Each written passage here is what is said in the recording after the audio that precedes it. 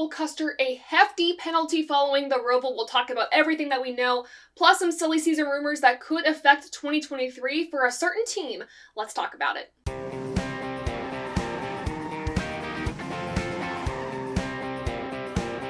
This episode of Above the Yellow Line is delivered to you by Doordash. Hey race fans, it's Taylor, and welcome back to Above the Yellow Line, the show where we talk all about the NASCAR Cup Series. We have two pieces of news to get to and down the line, and then we'll go into our preview for the Las Vegas Motor Speedway race starting off the round of 8. But first, like I said, let's go down the line talking about key news events from the past week in NASCAR. It was reported by Lee Spencer that RCR might have bought out Tyler Reddick's contract, meaning that he will move to 23XI Racing 1 year early. He was slated to move there in 2024, as we all probably know at this point, but he might be moving there in 2023, and there's two things that this tells me.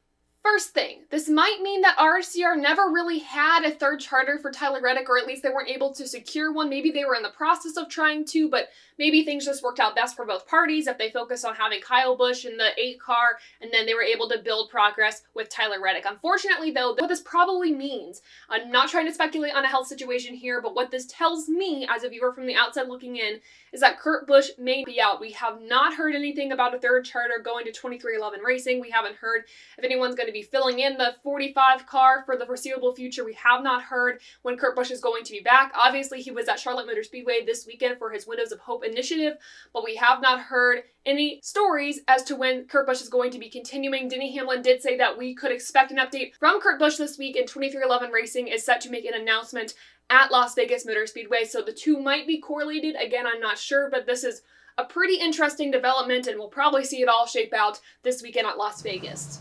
All right, now it's time to talk about the Cole Custer penalty given to him following the ROVAL race. Of course, if you remember, it appeared that Cole Custer intentionally checked up on the track to get his teammate Chase Briscoe some track position, getting him into the round of 8, or effectively manipulating the results of the race. We'll play the radio transmission with the footage in a few seconds, but to give you exactly what the penalty is, crew chief Mike Shiplett is indefinitely suspended. There was a loss of 50 drivers and owner points, and the most hefty of them all is the crew chief and, let me emphasize, and the driver are being fined $100,000. This is the penalty that NASCAR dealt following that incident on Sunday. Let's take a look at it and listen to the audio that led them to this decision. Slow up. I think we got a flat tire. Check up, check up.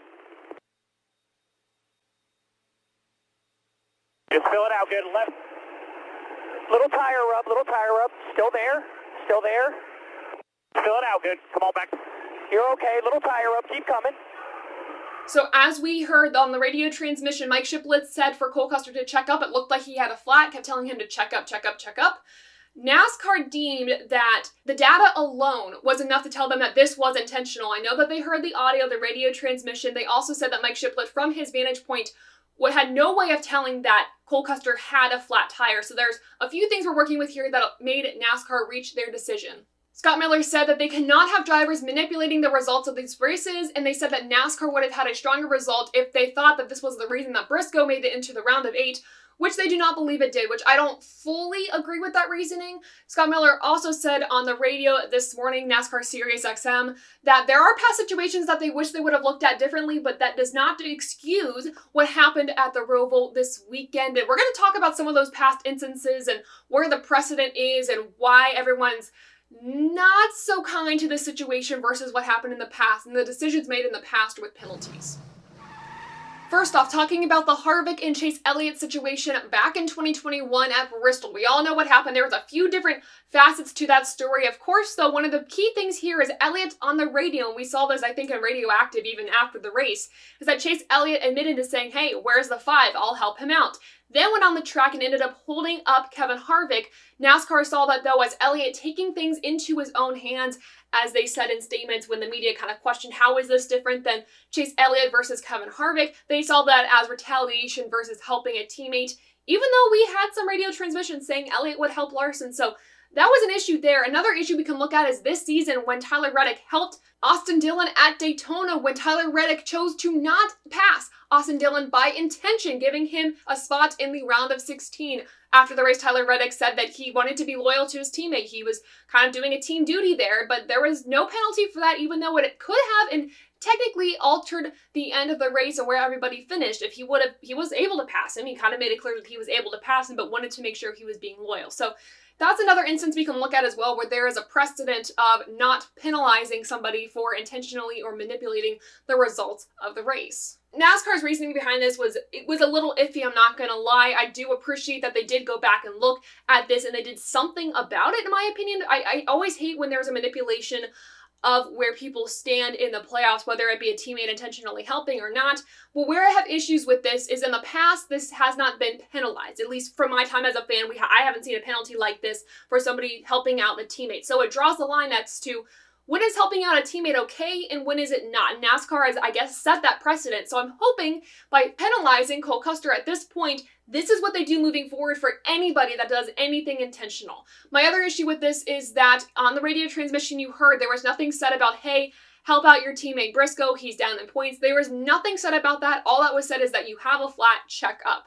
And my time as a NASCAR fan, anytime that they've penalized somebody for retaliation or anything like that, there was direct intent said over radio transmission as, I'm getting this guy back, he deserves this, or after the race the guy admits it, and then NASCAR administrates a penalty. Until that driver admits guilt, NASCAR does not issue a penalty, and in this case, that's where I'm a little iffy too. They never admitted guilt. They never said that they were intentionally helping Briscoe. All they said, like I said again, is that there was a tire blown and then had Cole Custer check up. So that's also where I'm iffy with this as well. Nobody admitted guilt and there was still a penalty administered because the data proved that it was intentional according to NASCAR. So I don't know, you guys, I'm a little wishy-washy on this. I feel like there should have been some sort of penalty, but I feel like the penalty was way too steep. Again, like I said earlier, NASCAR does look back and wishes that they would have done something about other situations, but this situation within itself should set a precedent, in my opinion, or I hope, for future situations, and if it doesn't, then we have a bigger problem on our hands. But that is the penalty for Cole Custer. They are going to appeal it. Something also interesting about this too, before we move on, is that NASCAR was actually considering suspending Cole Custer as well, but because of prior precedent, they decided not to, which was also very interesting. But they will appeal this penalty, so we'll see probably in the next week or so if anything came of that. We should hear something about Kevin Harvick's penalty appeal as well. Hi, Future Taylor here. We actually just heard about the Kevin Harvick penalty as I am editing this video. According to Stewart-Haas Racing, they have rescinded their appeal to the Kevin Harvick penalty that had to do with the deck lid issue following the R&D. NASCAR found an issue with the deck lid after Talladega, so no more appeal that we have to look out for Kevin Harvick. They will take the penalty as it is. Back to the show. Stewart-Haas Racing, my goodness, they need a vacation. They need the season to be over so fast, but that is the Cole Custer penalty. Alright, news aside, it is now time to preview the South Point 400 at Las Vegas Motor Speedway, starting with your track facts and driver stats. The race length is 267 laps or 400.5 miles long. The track length is 1.5 miles, and the stage breakdown is stage 1 is 80 laps, stage 2 is 85 laps, and the final stage is 102 laps. Moving on to those driver stats, the last driver to win at Las Vegas Motor Speedway was Alex Bowman in the spring. The active driver with the most track wins is Brad Keselowski with 3. The active driver with the best average finish at the track, same as what it was in the spring, is Joey Logano with an average finishing position of 8.9. The team with the most track wins, adding to their stat, is Hendrick Motorsports with 7. And finally, the wins by manufacturer, Chevrolet has 10, Ford has 13, and Toyota has 5. All of this from driveraverages.com.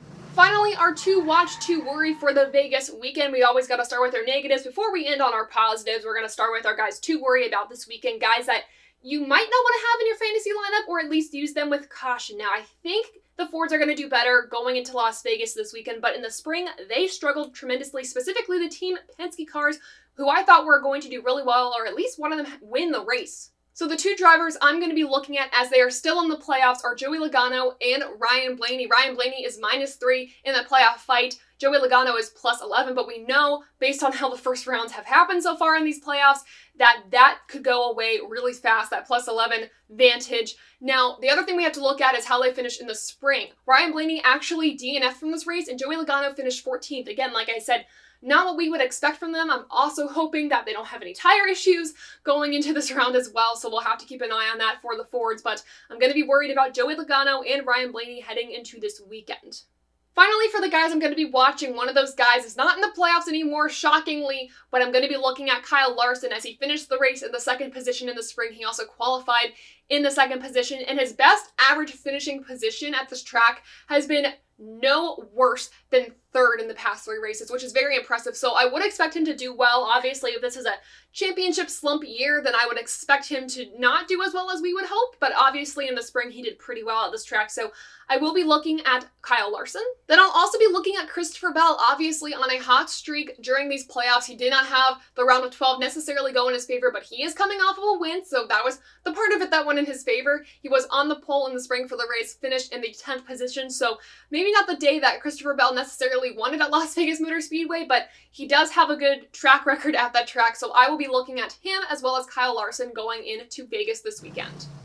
So who are your 2 watch to worry? What do you think about the penalties plus the news at Las Vegas Motor Speedway for 2311 racing that could be announced? Let me know in the comments below. And with that, we are done with this episode of Above the Yellow Line, the show where we talk all about the NASCAR Cup Series. This Friday night, we're going to be playing NASCAR Rivals, the new NASCAR game coming out on the Switch. We're going to be playing it live, giving our live reactions to the brand new game. So make sure to join us on the TobyChristieCom YouTube channel, the one you're watching right now, or the Facebook page, the one you're watching right now, to check out that live stream. But for more from us at TobyChristie.com and Above the Yellow Line, make sure to check out our social media pages for more great motorsports content. We're on Twitter, Facebook, Instagram, YouTube. We're even on Spotify for ATYL. If you can't watch the show, you can still listen, so check us out on all of those platforms. Last but not least, I want to give a huge thank you to Doordash for supporting ATYL and TobyChristie.com.